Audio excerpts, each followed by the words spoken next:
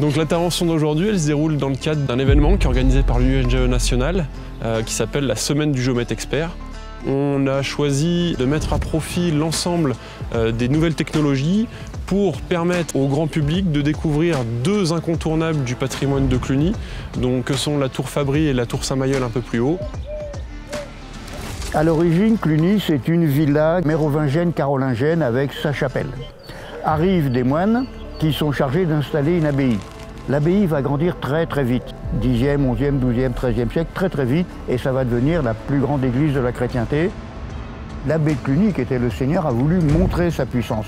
Et on montre sa puissance en mettant beaucoup de tours, et la tour Saint-Mayol fait partie de ce prestige. Elle est sur le point haut de la ville, on la voit de loin, il y a 10 meurtrières, et il n'y a pas 10 soldats dans la tour. Donc la tour Fabry, elle a été construite aux alentours de 1350, donc au milieu du XIVe siècle.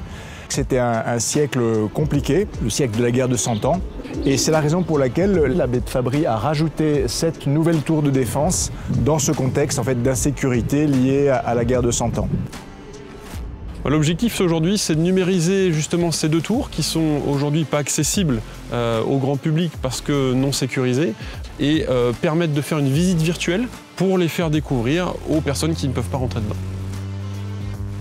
Pour réaliser ces relevés de ces deux tours, on a utilisé différents types de scans 3D qui sont adaptés à la numérisation de monuments historiques. Ces types de scans sont d'abord le RTC, qui est un scan statique, c'est-à-dire un scan que l'on met sur un trépied et que l'on déplace de proche en proche. Ça permet d'avoir un scan très précis et avoir une portée suffisante, par exemple pour les toitures, pour une distance assez éloignée des remparts, etc. Et on a aussi utilisé du scan mobile qui a l'avantage d'être beaucoup plus maniable et qui va être adapté pour monter dans des combles, pour aller dans des passages étroits ou alors pour avoir des choses plus étendues.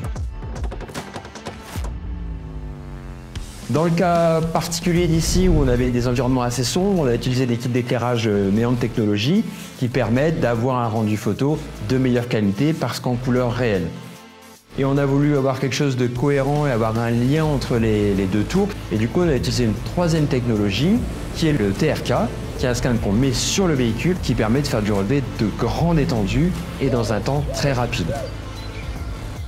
Le résultat des mesures sera rendu public à l'occasion de la Semaine du Géomètre Expert pour mettre à disposition de la ville de Cluny cette visite virtuelle qui permettra au plus grand nombre de pouvoir découvrir ces monuments aujourd'hui inaccessibles.